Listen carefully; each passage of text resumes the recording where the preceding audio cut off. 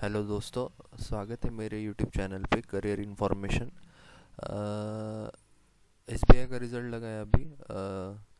सभी जो क्वालिफाई हुए हैं उनको मेरी तरफ से मेंस के लिए ऑल द बेस्ट।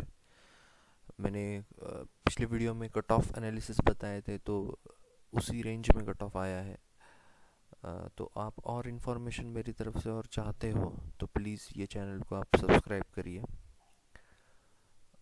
अभी हम बात करेंगे सेबी एग्ज़ाम के बारे में। अभी जो 17 तारीख को सेबी का एग्ज़ाम हुआ था उसका एनालिसिस लेके आया हूँ मैं कुछ थोड़ा बहुत, और आपको मैं फेज़ 2 के लिए बताने वाला हूँ कि कैसा आपको अटेम्प्ट करना पड़ेगा, किस तरह से आपको क्लियर करना है फेज़ 2 के लिए, और फेज़ 1 का कट ऑफ क्या होगा जो ऑलरेडी मेंशन है हमारे नोटिफिकेशन में जो दिया था सेबी ने। तो हम उसकी तरफ बढ़ते हैं। पहले फेज़ 1 की तरफ बढ़ते हैं। अभी फेज़ 1 में अगर देखेंगे, ये ऑनलाइन एग्ज़ाम जो हुआ उसमें पहला पेपर जो था, पेपर 1 और पेपर 2 दो सेक्शंस में थे। पेपर 1 जो था उसमें सारा इंग्लिश, एप्टी, बाद में रीजनिंग और जनरल अवेयरनेस, उसमें थोड़ा फाइनेंशियल सेक्टर से रिलेटेड था। 100 मार्क्स का था, 80 क्वेश्चन थे, 20-20 मार्क्स के 4 सेक्शन और 60 मिनट्स का टाइम था, और कट ऑफ उसका उन्होंने बताया 30%। इसका मतलब ये है कि इसमें 30 से ज़्यादा मार्क्स आने चाहिए अगर आपको ये पेपर 1 क्लियर करना है तो। अगर हम पेपर 2 के बारे में देखेंगे तो वो सबके लिए अलग अलग था। जिनका रिसर्च स्ट्रीम था उनके लिए अलग, even official language, civil, electrical, in IT, legal, इनके लिए अलग, और जनरल स्ट्रीम का अलग था। ज़्यादा एप्लीकेशन जनरल स्ट्रीम में आए थे, ज़्यादा वैकेंसीज जनरल स्ट्रीम में थी। तो उस हिसाब से पेपर 2 में 100 मार्क्स का पेपर था और 50 क्वेश्चन आए थे। हर क्वेश्चन को 2 मार्क्स थे, 1/4 आपको नेगेटिव मार्किंग है। 40 मिनट का था और उसमें 40% आपके मार्क्स आने चाहिए।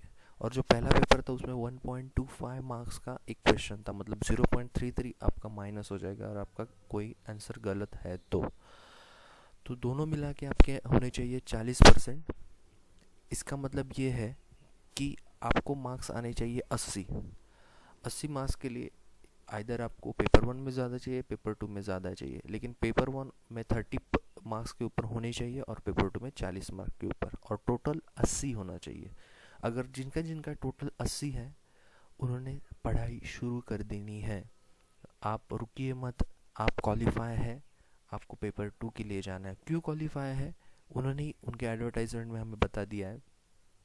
सबसे पहले तो 1/4 मार्किंग थी, कट ऑफ मैंने अभी बता दिया 30-40%। और उन्होंने बताया यहाँ पे कि candidates would need to secure separate cut off in each paper, जैसे मैंने बोला, as above mention, as well as aggregate 40%। Okay, और वो लोग सीधा शॉर्ट लिस्टेड हो जाएंगे फेज़ 2 के लिए।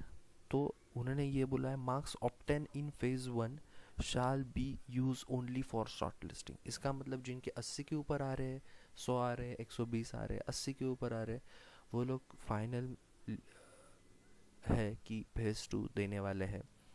और वो जो मार्क्स है फेज़ 1 के, वो सिर्फ शॉर्ट लिस्टिंग पर्पज़ के लिए यूज़ होने वाले हैं। तो जिनके जिनके 80 के ऊपर मार्क्स है और 30 और 40 ये भी कट ऑफ क्लियर है, उन लोगों ने पढ़ाई शुरू कर देनी है फेज़ 2 के लिए। ओके। वैसे भी उन्होंने बोला है कि subject to the criteria mention above, all the candidates who clear phase 1 shall be shortlisted for phase 2। और जल्दी ही वो लिस्ट ऑफ कैंडिडेट्स वहाँ पे आपको वेबसाइट पे जल्दी ही डाल देंगे, क्योंकि सीबी बहुत फास्ट है उनके रिक्रूटमेंट प्रोसेस के लिए। तो आ जाएगा वो। तो जिन जिनके 80 मार्क्स के ऊपर है और 40 और 30 पेपर 1 और पेपर 2 के क्लियर हो रहे हैं, उन लोगों ने पढ़ाई शुरू कर देनी है। बहुत सारे इसमें क्वेश्चंस भी आ चुके हैं, तो आप खुद एनालाइज कर सकते हो कि आपके कितने सही है कितने गलत है। ओके। तो अभी जो फेज़ 1 में आप हो जाओगे पास, तो फेज़ 2 आपका कैसा रहेगा।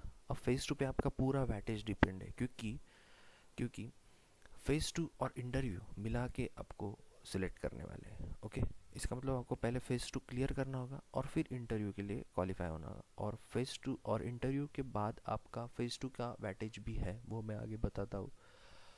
अभी फेज़ 2 ऑनलाइन एग्जामिनेशन जो है, वो पेपर 1 जो रहेगा सबके लिए सेम रहेगा, वो है डिस्क्रिप्टिव टेस्ट इंग्लिश का, वो रहेगा 100 मार्क्स का, 60 मिनट्स, और उसका कट ऑफ आएगा 30%। इसका मतलब आपको 100 में से 30 मार्क डिस्क्रिप्टिव टेस्ट में चाहिए। दोस्तों आपको इसका बहुत ज़्यादा प्रैक्टिस करना पड़ेगा, क्योंकि बात यह है कि जो पेपर 2 है वो मल्टीपल चॉइस है, लेकिन ये डिस्क्रिप्टिव है पहला पेपर। तो आपको 30 मार्क्स के लिए इसमें बहुत अच्छे से प्रिपरेशन करना होगा। तो अभी से उसके पीछे लग जाओ। और फेज़ टू में जो पेपर 2 है उसमें है अगेन आपका जो जैसा पेपर 2 था फेज़ 1 में वैसा ही रहेगा, थोड़ा डिफ़िकल्टी लेवल उससे हाई होगा। वो बहुत ज़्यादा इजी था, ये थोड़ा मॉडरेट रहेगा। तो इसमें भी आपको 40 मिनट मिलेंगे। इसका सेम पैटर्न है, 100 क्वेश्चंस और 50 क्वेश्चंस, इसमें 100 मार्क्स और 50 क्वेश्चंस आएंगे, 2 मार्क के लिए क्वेश्चन रहेगा। अब इसमें आपको दिखेगा एक वैटेज करके लिखा हुआ है। इसका मतलब ये है कि यदि आप ये कट ऑफ भी क्लियर हो जाते हो 40 और 30, मतलब मिला के आपके 70, और किसी इसमें आपको 10 ज़्यादा हो तो 80, मतलब 80 मार्क आपको चाहिए है सिर्फ क्वालिफाई करने के लिए। लेकिन आपका शॉर्ट लिस्टिंग होगा वैटेज पे, मतलब 1/3 वैटेज दिया है पेपर 1 को और ज़्यादा वैटेज दिया है पेपर 2 को। इसका मतलब जो जिसके मार्क्स आपके पेपर 1 के कुछ होंगे, उसके 1/3 मार्क्स, समझो किसी के मार्क्स 30 है तो उसका 1/3 होगा, मतलब 10 मार्क। बाद में जनरल स्ट्रीम का जो 2/3 है, तो किसी के मार्क्स अगर 30 है उसका भी 1/3 होगा, मतलब लगभग 20 मार्क्स, मतलब उस हिसाब से कट ऑफ लिया जाएगा। तो उसको वैटेज उतना दिया है शॉर्ट लिस्टिंग के कट ऑफ के लिए। लेकिन आपको नॉर्मल कट ऑफ अगर क्लियर करना है उसका, तो आपको 80 मार्क्स लाने हैं। उसके बाद आपका वैटेज लगेगा और वैटेज के हिसाब से मिनट लगाया जाएगा। समझ में आया? पेपर 1 में 1/3 और पेपर 2 में 2/3 ऑफ योर मार्क्स। ओके, यहाँ पे मेंशन किया है 30% पेपर 1, 40% आप ये नॉर्मल क्वालिफाई आपको करना ही होगा। 40% अगर आपके आते हैं 100 में से, मतलब 200 में से, मतलब 80 मार्क्स आते हैं लास्ट में, और आप पेपर 1 और पेपर 2 का भी कट ऑफ क्लियर करते हो, तो आपका वैटेज पकड़ा जाएगा 1/3 फॉर पेपर 1, 2/3 फॉर पेपर 2, और उसी हिसाब से शॉर्ट लिस्टिंग होगा फेज़ 3 के लिए, यहाँ पे मेंशन किया है उन्होंने। और कैसे होगा वो? जितने वैकेंसीज है उसका इंटू 3। इसका मतलब अगर किसी स्ट्रीम के 40 ओपन के वैकेंसी है तो मतलब 120 लोग वहाँ पे आएंगे फॉर इंटरव्यू।